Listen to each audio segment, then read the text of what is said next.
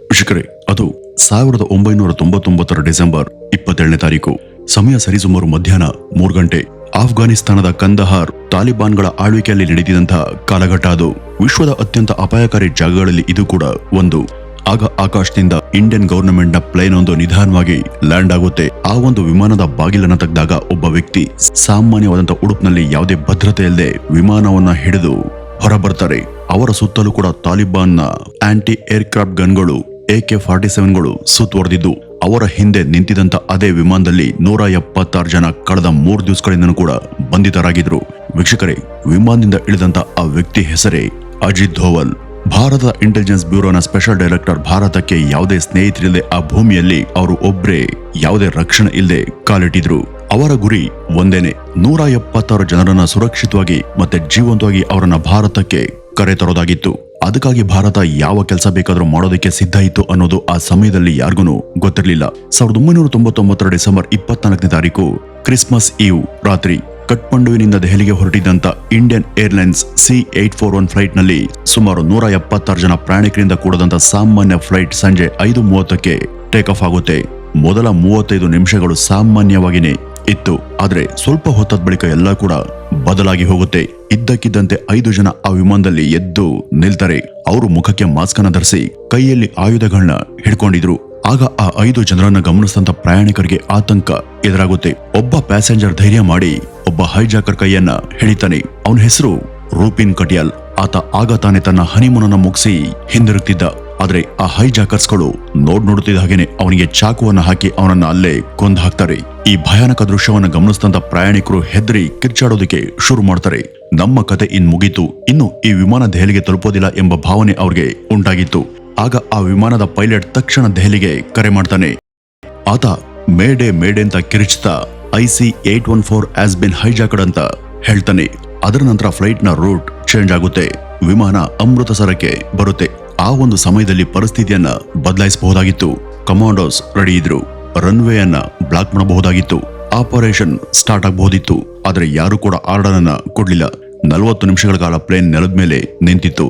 ನಂತರ ಅದೇ ವಿಮಾನ ಭಾರತದ ಕಣ್ಮುಂದೆ ಹಾರ್ ಹೋಗುತ್ತೆ. ಅಮೃತ್ಸರ್ನಿಂದ ವಿಮಾನ ಲಾಹೋರ್ಗೆ ತಲುಪುತ್ತೆ.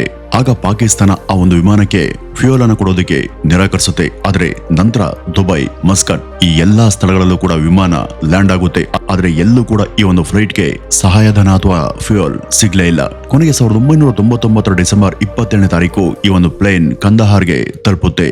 ವೀಕ್ಷಕರೇ, ಇಲ್ಲಿಂದಲೇ ನೋಡಿ ಈ ಒಂದು ಕಥೆಯ ಭಯಾನಕ ಅಧ್ಯಾಯ ಶುರುವಾಗೋದು. ಅದು ತಾಲಿಬಾನ್ ನಿಯಂತ್ರಣದಲ್ಲಿ ಇದ್ದಂತ ಆಫ್ಘಾನಿಸ್ತಾನ. ಆ 4 ದಿವಸಗಳಲ್ಲಿ ಪ್ಲೇನ್ ನ ಒಳಗಿನ ವಾತಾವರಣ ನಿಧಾನವಾಗಿ ಬದಲಾಗೋದಿಕ್ಕೆ ಶುರುವಾಗಿತ್ತು. ಮೊದಲ ದಿವಸ ಭಯದಿಂದ ಕೂಡಿತ್ತು. 2ನೇ ದಿನ ದಣಿವು. 3ನೇ ದಿವಸ ಒಂದು ವಿಚಿತ್ರವಾದಂತ ಮೌನದಿಂದ ವಿಮಾನ ತುಂಬ ಹೋಗಿತ್ತು. ಆ 176 ಜನರು ಒಬ್ಬೊಬ್ಬರನ್ನ ಒಬ್ರು ನೋಡ್ಕೊಳ್ತಿದ್ರು. ಒಬ್ರು ಕೂಡ ಅಳ್ತಿರ್ಲಿಲ್ಲ, ಕಿರ್ಚಾಡ್ತಿರ್ಲಿಲ್ಲ, ಸುಮ್ನೆ ಕೂತ್ಕೊಂಡಿದ್ರು. ಈ ಹೈಜಾಕರ್ಸ್ ಅವ್ರಿಗೆ ಕೆಲವೊಂದ್ಸಾರಿ ಊಟ ಮತ್ತು ನೀರನ್ನ ಕೊಡ್ತಾ ಇದ್ರು. ಇದರ ಜೊತೆಗೆ ಪ್ರತಿ ಗಂಟೆಗೆ ಒಂದ್ಸಾರಿ ವಾರ್ನಿಂಗ್ ಕೂಡ ಕೊಡ್ತಾ ಇದ್ರು. ಮತ್ತೆ ತಮ್ಮ ಡಿಮ್ಯಾಂಡ್ಗಳನ್ನು ಕೂಡ ಅವರು ಹೇಳ್ತಿದ್ರು.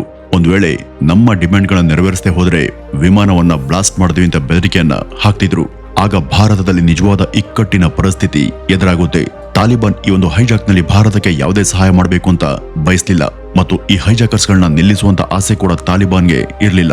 ತಾಲಿಬಾನ್ಗೆ ಇದು ಒಂದು ಪೊಲಿಟಿಕಲ್ ಗೇಮ್ ಮಾತ್ರ ಆಗಿತ್ತು. ಆ 176 ಜನ ಭಾರತೀಯ ಪ್ರಯಾಣಿಕರು ಆ ಒಂದು ಆಟದ ಒಂದು ದಾಳಗಳಾಗಿದ್ರಷ್ಟೇ. ಕ್ರೈಸಿಸ್ ಮ್ಯಾನೇಜ್ಮೆಂಟ್ ನ ರೂಮ್ ನ ಒಳಗೆ ಅಧಿಕಾರಿಗಳು ಒಂದೊಂದೇ ಆಪ್ಷನ್ಗಳನ್ನ ನೋಡ್ತಾ ಇದ್ರು. ಯೋಜನೆಗಳ ಬಗ್ಗೆ ಚರ್ಚೆ ಮಾಡ್ತಿದ್ರು. ಆದ್ರೆ ಎಲ್ಲವೂ ಕೂಡ ವಿಫಲವಾಗ್ತಿತ್ತು. ಕಮಾಂಡೋಸ್ ನ ಕಳುಹಿಸೋಣ ಅಂದ್ರೆ ತಾಲಿಬಾನ್ಗಳ ಕಾಟ. ಅವರು ಏನಾದ್ರೂ ವಿಮಾನವನ್ನ ಸ್ಫೋಟಿಸಿದ್ರೆ 176 ಜನ ಅಮಾಯಕರು ಪ್ರಾಣ ಹೋಗುತ್ತೆ ಅಂತ ಇವ್ರಿಗೆ ಚಿಂತೆ ಶುರುವಾಗಿತ್ತು. ಏನನ್ನು ಕೂಡ ಮಾಡದೆ ಸುಮ್ಮನೆ ಇದ್ರೆ ಹೈಜಾಕರ್ಸ್ಗಳು ಮತ್ತಷ್ಟು ಕೋಪಗೊಂಡು ತಪ್ಪು ಹೆಜ್ಜೆಯನ್ನ ಇಡಬಹುದು ಅಂತ ಯೋಚನೆ ಕೂಡ ಇತ್ತು. ಭಾರತ ಮುಂದೆ ಯಾವುದೇ ಆಯ್ಕೆಗಳು ಇರಲಿಲ್ಲ. ಆಗ ದೆಹಲಿ ಒಂದು ನಿರ್ಧಾರವನ್ನ ಕೈಗೊಳ್ಳುತ್ತೆ.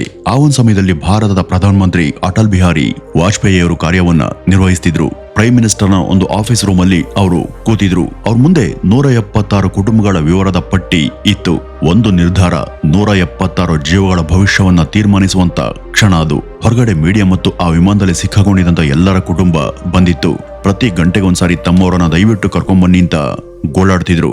ಆದ್ರೆ ಅವ್ರ ಮುಂದೆ ಇದ್ದದ್ದು ಕೇವಲ 2 ಆಯ್ಕೆಗಳು ಮಾತ್ರ. ಮೊದಲನೇದು ಉಗ್ರವಾದಿಗಳ ಬೇಡಿಕೆಗಳನ್ನ ಒಪ್ಕೊಳ್ಳೋದು. ಹಾಗೆ ಮಾಡಿದ್ರೆ ತಮ್ಮ ಜನರನ್ನ ಸುರಕ್ಷಿತವಾಗಿ ಹಿಂದಕ್ಕೆ ಕರೆತರಬಹುದು. ಆದ್ರೆ ಈ ರೀತಿ ಏನಾದ್ರೂ ಮಾಡಿದ್ರೆ ಭಾರತವನ್ನ ಸುಲಭವಾಗಿ ಬ್ಲಾಕ್ ಮೇಲ್ ಮಾಡಬಹುದು ಎಂಬ ವಿಚಾರ ಅವ್ರಿಗೆ ಗೊತ್ತಾಗುತ್ತೆ. ಇನ್ನು ಮತ್ತೊಂದು ಆಯ್ಕೆ ಏನು ಅಂದ್ರೆ ಅವರ ಬೇಡಿಕೆಗಳನ್ನ ಒಪ್ಕೊಳ್ಳದೆ ನಿರಾಕರಿಸೋದು. ಈ ರೀತಿ ಮಾಡಿದ್ರೆ ಅಮಾಯಕ ಜನರ ಪ್ರಾಣವನ್ನ ಬಲಿ ಕೊಟ್ಟಂತಾಗುತ್ತೆ. ಮತ್ತೆ ಈ ಒಂದು ಅಪಾಯದ ಹೊಣೆಗಾರಿಕೆಯನ್ನ ಸರ್ಕಾರನೇ ತೆಗೆದುಕೊಳ್ಬೇಕು. ಒಂದ್ ಕಡೆ ರಾಷ್ಟ್ರದ ಗೌರವ, ಮತ್ತೊಂದ್ ಕಡೆ 176 ಜನರ ಜೀವ. ಆ ಒಂದು ಸಮಯದಲ್ಲಿ ಅಟಲ್ ಬಿಹಾರಿ ವಾಜಪೇಯಿರವರ ವಯಸ್ಸು ಸುಮಾರು 75 ವರ್ಷ. ಒಂದು ಅಸ್ವಸ್ಥ ದೇಹ, ಮೊಣಕಾಲಿನ ನೋವು, ಅನಾರೋಗ್ಯದ ಜೀವನ ಇದ್ದಂತ ಇವರು ಈಗ ಇಷ್ಟು ದೊಡ್ಡ ಜವಾಬ್ದಾರಿಯನ್ನ ಹೊತ್ತು ಕೂತಿದ್ರು. ರಾತ್ರಿಯ ಸಮಯದಲ್ಲಿ ಎಲ್ಲರೂ ಕೂಡ ಹೋದ ನಂತರ ಅವರು ಒಬ್ಬರೇ ಕೂತು ಆ ಬಂಧಿತರ ಪಟ್ಟಿಯನ್ನ ನೋಡ್ತಾ ಇದ್ರು. ಅವ್ರ ಬಳಿ ಅಧಿಕಾರ ಇತ್ತು, ಆದ್ರೆ ದಾರಿ ಇರಲಿಲ್ಲ. ಇದೇ ಒಬ್ಬ ನಾಯಕನಿಗೆ ಅತ್ಯಂತ ದೊಡ್ಡ ಅಸಹಾಯಕತೆ. 1999 ಡಿಸೆಂಬರ್ 22ನೇ ತಾರೀಕು ಅಜಿತ್ ದೋವಲ್ ರವರು ಕಂದಹಾರ್ಗೆ ತಲುಪ್ತಾರೆ. ತಾಲಿಬಾನ್ ಅಧಿಕಾರಿಗಳು ಅವರ ತಂಡಕ್ಕೆ ಒಂದು ಚಿಕ್ಕ ಜಾಗವನ್ನ ಕೊಟ್ಟಿದ್ರು. ಅವ್ರ ಮುಂದೆ ಒಂದು ಕೊಠಡಿ, ಒಂದು ವೈರ್ಲೆಸ್ ಸೆಟ್ ಜೊತೆಗೆ ಹೊರಗಡೆ ತಾಲಿಬಾನ್ನ ಫೈಟರ್ಸ್ಗಳು ಇದ್ರು. ನಂತರ ನೆಗೋಷಿಯೇಷನ್ ಶುರುವಾಗುತ್ತೆ. ಅಂದ್ರೆ ಇದು ಸಾಮಾನ್ಯ ಮಾತುಕತೆ ಅಲ್ಲ. ಹೈಜಾಕರ್ಸ್ ಗಳಿಂದ ಬೇಡಿಕೆ ಬರ್ತಾ ಇದ್ವು. ಅವ್ರ ಬೇಡಿಕೆ ಏನಪ್ಪಾ ಅಂದ್ರೆ 200 ಮಿಲಿಯನ್ ಹಣವನ್ನ ಕೊಡಬೇಕು ಮತ್ತು 36 ಉಗ್ರವಾದಿಗಳನ್ನ ಬಿಡುಗಡೆ ಮಾಡಬೇಕು. ಈ ಒಂದು ಬೇಡಿಕೆಯಲ್ಲಿ ಒಂದು ಹೆಸರು ಮಾತ್ರ ಪದೇ ಪದೇ ಕೇಳ್ಬರ್ತಿತ್ತು. ಆ ಒಂದು ಹೆಸರು ಯಾವ್ದಪ್ಪ ಅಂದ್ರೆ ಮಸೂದ್ ಅಜರ್. ಅಜಿತ್ ದೋವಲ್ ವೈರ್ಲೆಸ್ ನ ಮೂಲಕ ಹೈಜಾಕರ್ಸ್ ಗಳ ಜೊತೆ ಮಾತನಾಡೋದಕ್ಕೆ ಶುರು ಮಾಡ್ತಾರೆ. ಅವ್ರ ಕೆಲಸ ಏನಪ್ಪಾ ಅಂದ್ರೆ ಶಾಂತ ಧ್ವನಿಯಲ್ಲಿ ಹೈಜಾಕರ್ಸ್ ಗಳ ಜೊತೆ ಮಾತನಾಡಿ ಬೇಡಿಕೆಗಳನ್ನ ಒಂದೊಂದಾಗಿ ಕಡಿಮೆ ಮಾಡಿಸೋದು. ಕುಟುಂಬದವರು ರಸ್ತೆಗಳಲ್ಲಿ ನಿಂತು ತಮ್ಮ ತಮ್ಮ ಕುಟುಂಬದವ್ರಿಗೋಸ್ಕರ ಬೇಡ್ಕೊಳ್ತಿದ್ರು. ಮೀಡಿಯಾ ನಿರಂತರವಾಗಿ ರಿಪೋರ್ಟಿಂಗ್ ಅನ್ನ ಮಾಡ್ತಿತ್ತು. ಮತ್ತೆ ಹೈಜಾಕರ್ಸ್ ಗಳಿಗೆ ಈ ಎಲ್ಲಾ ಮಾಹಿತಿಗಳು ಕೂಡ ಗೊತ್ತಾಗ್ತಿದ್ವು. ಪಾಕಿಸ್ತಾನದ ISI ಅವ್ರಿಗೆ ಪ್ರತಿಯೊಂದು ನಿಮಿಷದ ಅಪ್ಡೇಟ್ಗಳನ್ನು ಕೂಡ ಕೊಡ್ತಾ ಇತ್ತು. ದೆಹಲಿಯಲ್ಲಿ ಎಷ್ಟು ಒತ್ತಡ ಇದೆ ಮತ್ತು ಬಂಧಿತರ ಕುಟುಂಬದವರು ಎಷ್ಟು ಒತ್ತಡ ಹೇರ್ತಿದ್ದಾರೆ, ಇವರನ್ನ ಮರಳಿ ಭಾರತಕ್ಕೆ ಕರೆತರೋದಕ್ಕೆ ಏನೆಲ್ಲ ಮಾಡ್ತಿದ್ದಾರೆ ಎಂಬ ಇಂಚಿಂಚು ಮಾಹಿತಿ ಕೂಡ ಹೈಜಾಕರ್ಸ್ ಗಳಿಗೆ ಗೊತ್ತಾಗ್ತಿತ್ತು. ಹೈಜಾಕರ್ಸ್ ಗಳು ನೆಗೋಷಿಯೇಷನ್ ಟೇಬಲ್ ಮೇಲೆ ಕೂತು ದೋವಲ್ ರವರಿಗೆ ಈ ಎಲ್ಲಾ ಒತ್ತಡಗಳನ್ನು ಕೂಡ ತೋರಿಸ್ತಿದ್ರು. ಪ್ರತಿದಿನ ಬೆಳಗ್ಗೆ ಎದ್ದು ಈ ಅಜಿತ್ ದೋವಲ್ ರವರು ವೈರ್ಲೆಸ್ ಮೂಲಕ ಮಾತನಾಡ್ತಿದ್ರು. ಬೇಡಿಕೆಗಳನ್ನ ನಿಧಾನವಾಗಿ ಕಡಿಮೆ ಮಾಡಿಸ್ತಿದ್ರು. ಮತ್ತೆ ಪ್ರತಿದಿನ ರಾತ್ರಿ ಒಂದು ವರದಿಯನ್ನ ದೆಹಲಿಗೆ ಕಳುಹಿಸ್ತಿದ್ರು.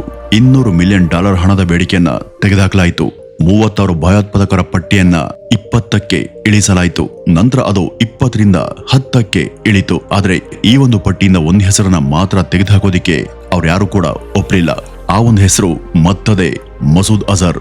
ಡಿಸೆಂಬರ್ 31ನೇ ತಾರೀಕು ಡೆಡ್ ಲೈನ್ ಆಗಿತ್ತು. ಆ ದಿನ ಹತ್ರ ಬರ್ತಿತ್ತು. ಒಂದ್ ವೇಳೆ ಡೆಡ್ ಲೈನ್ ಮೀರಿ ಹೋದ್ರೆ ಆ ಸಮಯದ ನಂತರ ಹೈಜಾಕರ್ಸ್ ಗಳು ಪ್ರಯಾಣಿಕರಿಗೆ ಹಾನಿ ಮಾಡ್ತಾರೆ. ಆ 176 ಕುಟುಂಬಗಳು ಟಿವಿ ಮುಂದೆ ಕೂತು ನ್ಯೂಸ್ ಅನ್ನ ನೋಡ್ತಿದ್ರು.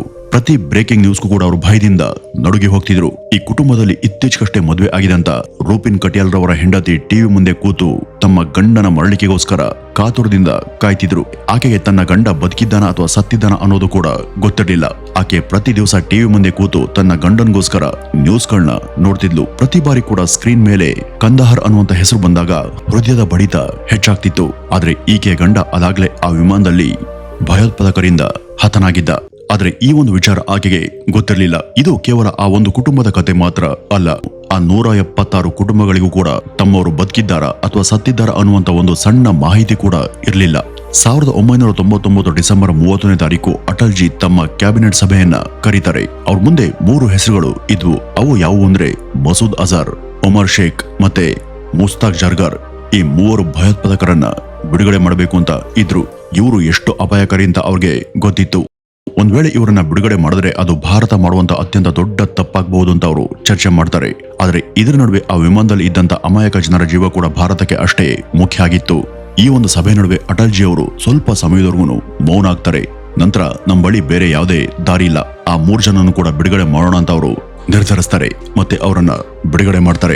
ಅವತ್ತು ರಾತ್ರಿ ತೆಗೆದುಕೊಂಡಂತ ಈ ಒಂದು ತೀರ್ಮಾನ ಭಾರತದ ಇತಿಹಾಸದಲ್ಲಿ ಅತ್ಯಂತ ದೊಡ್ಡ ನಿರ್ಧಾರಗಳಲ್ಲಿ ಒಂದಾಗಿತ್ತು. ದೋವಲ್ ಅವ್ರಿಗೆ ಈ ಒಂದು ವಿಷಯ ಗೊತ್ತಾದಾಗ ಅವರು ಏನು ಕೂಡ ಮಾತನಾಡಲಿಲ್ಲ. ಇದನ್ನ ಕೇಳಿ ಅವರು ಸೈಲೆಂಟ್ ಆಗ್ತಾರೆ. ನಂತರ ಒಂದು ಸಂದರ್ಶನದಲ್ಲಿ ಅವರು ಒಂದು ಶಕ್ತಿಶಾಲಿ ರಾಷ್ಟ್ರ ಮಾಡಬೇಕಾದಂತ ಕೆಲಸವನ್ನ ನಾವು ಮಾಡಲಿಲ್ಲ ಅಂತ ಹೇಳ್ಕೊಂಡಿದ್ರು. हम वो नहीं कर पाए जो कि एक हमारे शक्तिशाली राष्ट्र को करना चाहिए था, इस हाईजैकिंग को रोकने के लिए, इस एयरक्राफ्ट को कंट्री से बाहर नहीं ले जाने के लिए. इसका एज ए नागरिक मलाल जरूर है. 2000 ಇಸ್ವಿ ಜನವರಿ 1ನೇ ತಾರೀಕು ಆ 3 ಭಯೋತ್ಪಾದಕರನ್ನ ಒಂದು ವಿಮಾನದಲ್ಲಿ ಕೂರಿಸಿ ಕಂದಹಾರ್ಗೆ ಕಳುಹಿಸಲಾಯಿತು. ನಂತರ ಎಲ್ಲಾ ಪ್ರಯಾಣಿಕರು ಕೂಡ ಬಿಡುಗಡೆಗೊಳ್ತಾರೆ. ಆದ್ರೆ ಆ ದಿನ ಕಂದಹಾರ್ ನೆಲಕ್ಕೆ ಬಂದಂತ ವ್ಯಕ್ತಿ ಮಸೂದ್ ಅಜರ್ ಒಬ್ಬ ಟ್ರೈನರ್ಡ್ ಭಯೋತ್ಪಾದಕ. ಅವನನ್ನ ಭಾರತ 1994ರಲ್ಲಿ ಬಂಧಿಸಿತ್ತು. ಆತ 5 ವರ್ಷಗಳ ಕಾಲ ಜೈಲಲ್ಲಿ ಇದ್ದ. ಆದ್ರೆ ಆ ಒಂದು ಹೈಜಾಕ್ ಕಾರಣದಿಂದ ಆತ ಬಿಡುಗಡೆಗೊಳ್ತಾನೆ. ಕೆಲವೇ ತಿಂಗಳಲ್ಲಿ ಪರಿಸ್ಥಿತಿ ಬದಲಾಗುತ್ತೆ. ಈ ಮಸೂದ್ ಅಜರ್ ಬಿಡುಗಡೆಗೊಂಡಂತ 2 ತಿಂಗಳು ಬಳಿಕ ಪಾಕಿಸ್ತಾನದಲ್ಲಿ ಜೈಷ್ ಎ ಮೊಹಮ್ಮದ್ ಸಂಘಟನೆ ಸ್ಥಾಪನೆ ಆಗುತ್ತೆ. 2001 ಡಿಸೆಂಬರ್ನಲ್ಲಿ ಭಾರತೀಯ ಸಂಸತ್ತಿನ ಮೇಲೆ ಜೈಷ್ ಎ ಮೊಹಮ್ಮದ್ ಸಂಘಟನೆ ದಾಳಿ ಮಾಡುತ್ತೆ. 2016ರಲ್ಲಿ ಪಠಾನ್ಕೋಟ್ನಲ್ಲಿ ದಾಳಿ ಮಾಡ್ತಾರೆ. ಈ ಒಂದು ದಾಳಿಯಲ್ಲಿ 19 ಭಾರತೀಯ ಸೈನಿಕರು ಬಲಿಯಾಗ್ತಾರೆ. ಫೆಬ್ರವರಿ 14, 2019ರಲ್ಲಿ ಪುಲ್ವಾಮಾ ದಾಳಿ ನಡೆಯುತ್ತೆ. ಅಲ್ಲಿ 40 ಜನ ಸೈನಿಕರು ಬಲಿಯಾಗ್ತಾರೆ. ಆಗ ಭಾರತ ಆ ಒಂದು ರಾತ್ರಿ ತೆಗೆದುಕೊಂಡಂತ ಆ ಒಂದು ನಿರ್ಧಾರದಿಂದ ಅದರ ಬೆಲೆಯನ್ನ ಭಾರತ ಮುಂದಿನ 20 ವರ್ಷಗಳ ಕಾಲ ಕಟ್ಟಿತ್ತು. 2001 ಜನವರಿ 1ನೇ ತಾರೀಕು ಕಂದಹಾರ್ನಲ್ಲಿ ಆ 176 ಜನ ಪ್ರಯಾಣಿಕರು ಅಭಿಮಾನದಿಂದ ಕೆಳಗಿಳಿತಾರೆ. ಆದ್ರೆ ಅವರ ದೇಹ ದಣದಿತ್ತು, ಮನಸ್ಸು ಕುಗ್ಗಿ ಹೋಗಿತ್ತು. ತಮ್ಮ ಬದುಕಿನ ನಡುವೆ ದೊಡ್ಡ ಯುದ್ಧ ನಡೆದಿತ್ತು. ಕೊನೆಗೆ ಅವರು ಬಿಡುಗಡೆಯಾಗಿ ಸುರಕ್ಷಿತವಾಗಿ ಮರಳಿ ಬಂದಿದ್ರು. ಅಜಿತ್ ದೋವಲ್ದರ್ ಅವರು ಒಂದು ಇಂಟರ್ವ್ಯೂನಲ್ಲಿ ಈ ರೀತಿ ಹೇಳ್ಕೊಂಡಿದ್ದಾರೆ. ಅವರು ಆ ಒಂದು ವಿಮಾನದ ಒಳಗೆ ಹೋದಾಗ 7 ದಿವಸದಿಂದ ಆ ಒಂದು ಕ್ಯಾಬಿನೆಟ್ ನಲ್ಲಿ ಸಿಕ್ಕಾಕೊಂಡಿದ್ದಂತ ಆ 176 ಜನರನ್ನ ನೋಡ್ತಾರೆ. ಆ ಒಂದು ಸಮಯದಲ್ಲಿ ಹೈಜಾಕರ್ಸ್ಗಳು ಕೂಡ ಅವರೊಂದಿಗೆ ಇದ್ರು. ನಾನು ಆಗ ಅವರ ಮುಂದೆ, ನೀವು ಈಗ ಸ್ವತಂತ್ರರಾಗಿದ್ದೀರಿ, ಭಾರತ ಸರ್ಕಾರ ಮತ್ತು ಸಂಪೂರ್ಣ ದೇಶ ನಿಮ್ ಜೊತೆ ಇದೆ, ಭಾರತ ಸರ್ಕಾರ ಮರಳಿ ನಿಮ್ಮನ್ನ ಸುರಕ್ಷಿತವಾಗಿ ಕರ್ಕೊಂಡು ಹೋಗುತ್ತೆ, ಭಾರತ್ ಮಾತಾ ಕಿ ಜೈ, ಜೈ ಹಿಂದ್ ಅಂತ ಹೇಳ್ದೆ. ಆದ್ರೆ ಯಾರು ಕೂಡ ಅದಕ್ಕೆ ಪ್ರತಿಕ್ರಿಯಿಸಲಿಲ್ಲ. ಆವಾಗ ನನಗೆ ಅರ್ಥ ಆಯ್ತು ಅವರು ಎಷ್ಟರ ಮಟ್ಟಿಗೆ ಭಯಗೊಂಡಿದ್ದಾರೆ ಅಂತ. ಅವರಲ್ಲಿ ಆಳವಾದಂತ ಮೌನ ಆವರಿಸಿತ್ತು. सारे पैसेंजर्स को मैंने भी वहां पर थे कि आप लोग आजाद हैं और भारत की सरकार और भारत देश पूरा आपके साथ है और हम आप लोगों को यहाँ से सुरक्षित ले जाएंगे, है ना। उसके बाद जब मैंने उनसे कहा कि बोलिए भारत माता की जय या जय हिंद, तो उन्होंने रिस्पॉन्ड नहीं किया। मुझे इस बात का जरूर मलाल था कि ये लोग इतने ನಾವು ಸುರಕ್ಷಿತವಾಗಿ ಮರಳಿ ಮನೆಗೆ ಹೋಗ್ತೀವಿ ಅನ್ನುವಂತ ಭರವಸೆ ಅವರಲ್ಲಿ ಸತ್ ಹೋಗಿತ್ತು. ಚಿಂತೆ, ಭಯ, ಹತಾಶೆ ಶಾಶ್ವತ ಮೌನವಾಗಿ ಬದಲಾಗಿತ್ತು. ತಾಲಿಬಾನ್ನ ನೆಲದಲ್ಲಿ ಒಬ್ಬನೇ ನಿಂತಿದ್ದಂತ ಅವರು ಆ ಒಂದು ಮೌನವನ್ನ ಅರ್ಥ ಮಾಡ್ಕೊಂಡಿದ್ರು. ಒಂದ್ ವೇಳೆ ಆ ವಿಮಾನವನ್ನ ಅಮೃತ್ಸರದಲ್ಲಿ ನಿಲ್ಲಿಸಿದ್ರೆ ಮಸೂದ್ ಅಜಾರ್ ಯಾವತ್ಗೂ ಬಿಡುಗಡೆ ಆಗ್ತಿರ್ಲಿಲ್ಲ, ಪುಲ್ವಾಮಾ ದಾಳಿ ಆಗ್ತಿರ್ಲಿಲ್ಲ, ಆ 40 ಯೋಧರು ಬಲಿ ಆಗ್ತಾ ಇರ್ಲಿಲ್ಲ, ಸುರಕ್ಷಿತವಾಗಿ ಮನೆಗೆ ಹಿಂದಿರುಗ್ತಿದ್ರು. ಒಂದು ಆದೇಶ, ಒಂದು ಅವಕಾಶ, ಒಂದು ರಾತ್ರಿ ಇತಿಹಾಸವನ್ನೇ ಬದಲಿಸಬಹುದಾಗಿತ್ತು. ವೀಕ್ಷಕರೇ, ಇದಿಷ್ಟು ಕಂದಹಾರ್ ಬಗ್ಗೆ ಇರುವಂತ ಒಂದು ಸಣ್ಣ ಮಾಹಿತಿಯಿಂದ ಹೇಳ್ತಾ ಇವತ್ತಿನ ಈ ಒಂದು ವಿಡಿಯೋವನ್ನ ಇಲ್ಲಿಗೆ ಮುಗಿಸೋಣ. ನಮಸ್ಕಾರ.